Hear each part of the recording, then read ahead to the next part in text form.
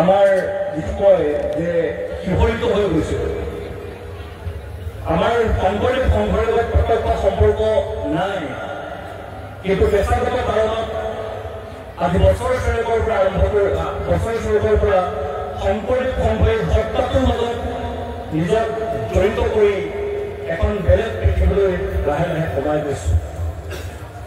আপোনালোক বৰ ভাগ্যৱান, যিখিনি কথা আপোনালোকে এতিয়া উপলব্ধি কৰিব নোৱাৰিব, জীৱনৰ এটা পৰ্যায়ৰ পিছত আপোনালোকে উপলব্ধি কৰিব পাৰিব।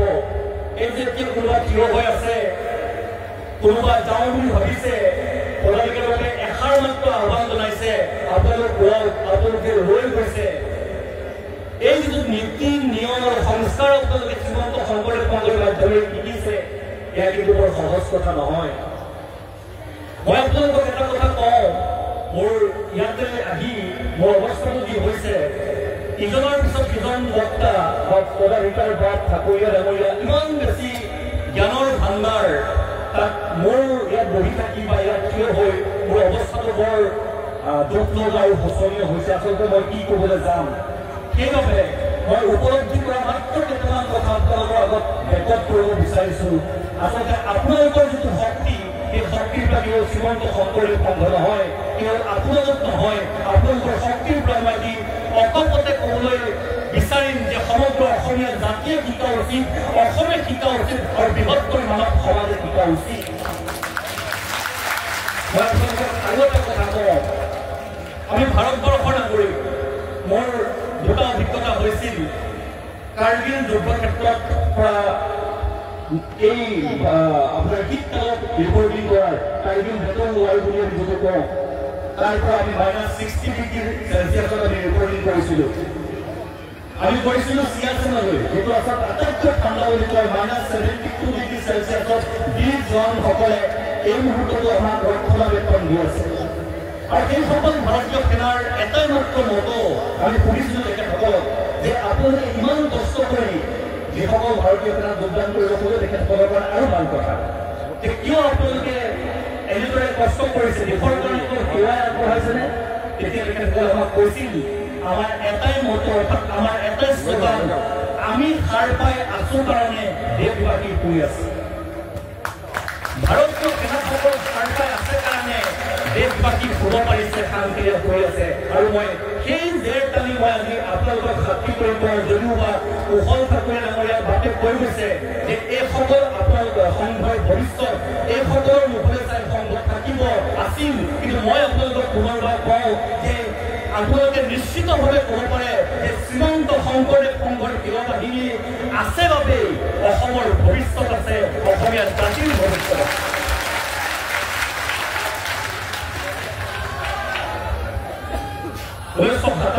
সম্ভৱত পদাধিকাৰ বাদ ডাঙৰীয়া আপোনালোকৰ সেৱাবাহিনীৰ জন্ম হৈছিল। এই মুহূৰ্তত মই তেখেতসকলক যিসকল ব্যক্তিৰ চিন্তাৰ ফচল আপোনালোক মই বৰ আন্তৰিকতাৰে স্মৰণ কৰিছোঁ যে এই শক্তিটো আমাৰ সমাজখনক আপোনালোকৰ মাধ্যমেৰে দি গ'ল। এতিয়া মই দুটা মাত্ৰ কথা আপোনালোকৰ লগত ভাগ বতৰা কৰি বিচাৰিম, আৰু বেছি আমনিও নদিওঁ, সময় যথেষ্ট হৈ গৈছে। কথাটো হ'ল কৃষ্ণ।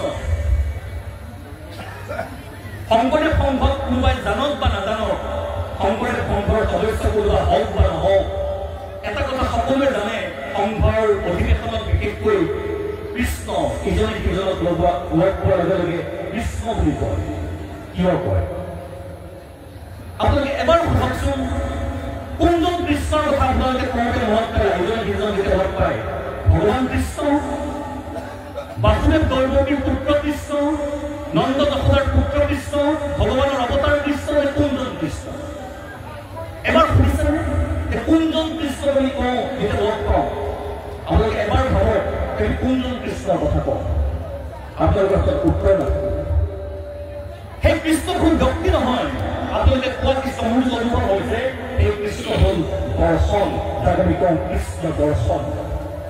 সেই কৃষ্ণ দৰ্শনে আপোনালোকৰ জীৱনৰ দীক্ষা দিব, শিক্ষা আপোনালোকে য'তে ত'তে পাব, বিদ্যালয়, মহাবিদ্যালয়, বিশ্ববিদ্যালয়, শিক্ষা আপোনালোকে সকলোতে পাব, কিন্তু এই কৃষ্ণ দৰ্শনে আপোনালোকৰ জীৱনৰ দীক্ষা দিব।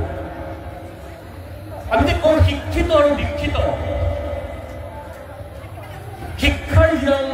মাপকাঠি ইয়াত জুখিব পাৰি কোনোবা স্নাতক উত্তীৰ্ণ কোনোবা স্নাতকোত্তৰ কোনোবা PhD ডিগ্ৰীধাৰী কোনোবা বহু ইত্যাদি ইত্যাদি কিন্তু দীক্ষাৰ